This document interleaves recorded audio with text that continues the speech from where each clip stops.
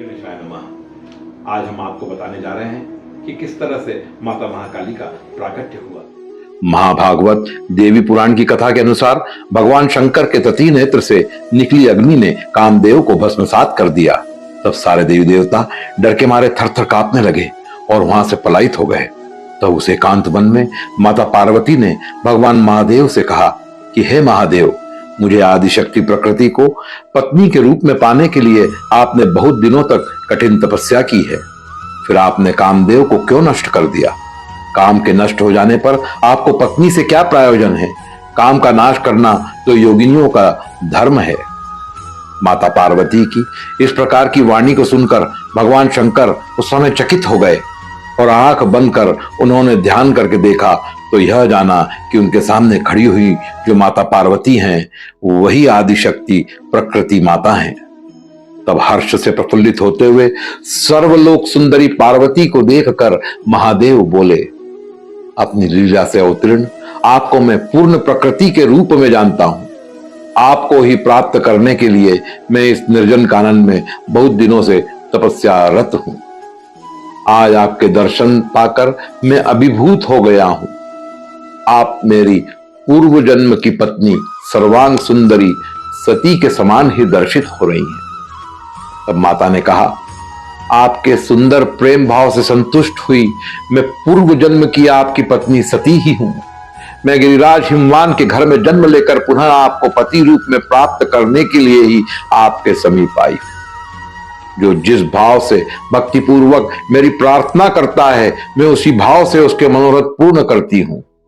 हे शंभु, मैं वही सती हूं जो दक्ष के महायज्ञ में आपको छोड़कर चली गई थी।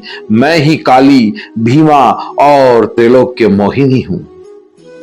फिर शिव जी बोले, यदि आप ही मेरी प्राण प्रिया सुलोचना सती हैं तो जिस प्रकार प्रजापति दक्ष के महायज्ञ के नाश के लिए महामेघ के समान कांतिमती भयंकर रूपिणी दिगंबर काली के रूप में आप प्रकट हुई थी, अपने उसी स्वरूप के मुझे दर्शन दीजिए।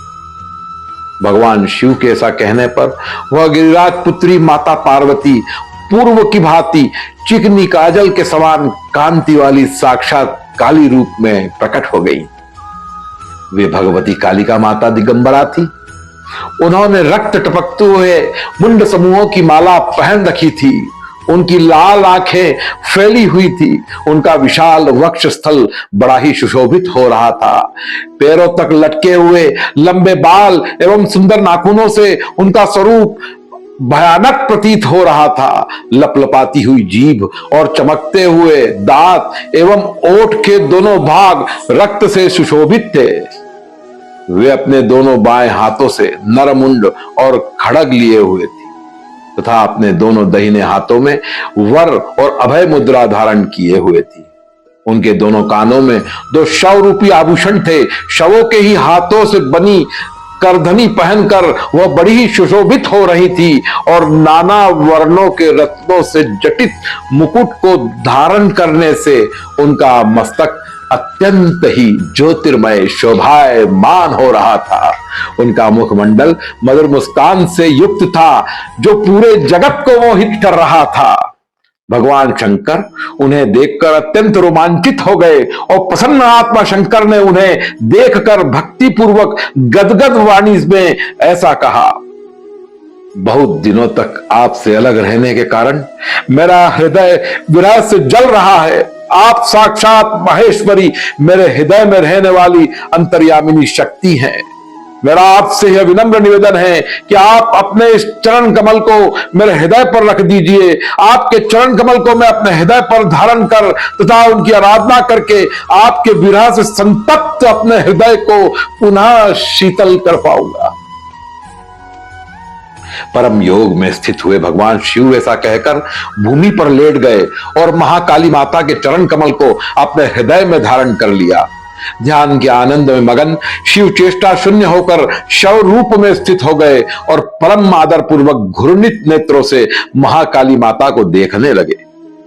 पुनः भगवान शंकर अपने एक अंश से पंचवक्त्र रूप में सामने आकर खड़े हो गए और सहस्त्र नाम काली द्वारा परमेश्वरी काली की स्तुति करने लगे। उनकी स्तुति से प्रसन्न होकर माता महाकाली ने कहा कि मैं आपके लिए ही गिरिराज की पुत्री पार्वती के रूप में संसार में आई हूं। आप मेरे प्राण के समान पति हैं तथा मैं आपकी अनन्य अर्धांगिनी हूं। आपने मेरे लिए दीर्घकाल तक कठिन तपस्या की है और मैं भी तपस्या के द्वारा आराधित होकर पुनः आपको पति के रूप में प्राप्त करूंगी। तब महादेव ने कहा, आप श्रेष्ठम आराध्या सभी की माता तथा परा प्रकृति हैं। इस जगत में आपके लिए कोई भी आराध्य नहीं है। आप अपने कृपावर्ती आदि गुणों से मेरे ऊपर अनुग्रह करें।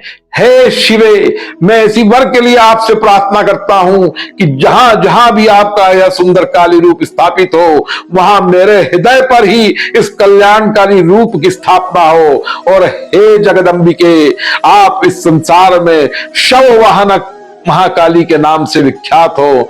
मुझे यही वर आप प्रदान कीजिए। तब भगवान शंकर के द्वारा इस प्रकार कहने पर महाकाली माता ने कहा कि तथास्तु, ऐसा ही होगा। आज के बाद मेरे इस महाकाली रूप की जब जब स्थापना होगी, वह सदैव आपके हृदय पर ही होगी। इस संसार में मैं शववाहना महाकाली के रूप में विख्यात होंगी और प्रलय के बाद भी जब मेरा क्रोध शांत नहीं हो पाएगा, तब आपके हृदय पर चरण रखते ही मैं सर्वदा शांत हो जाऊंगी। ऐसा कहकर भगवती महाकाली माता वापस पुनः माता पार्वती के रूप में परिणित हो गई। बोलो महाकाली माता की जय।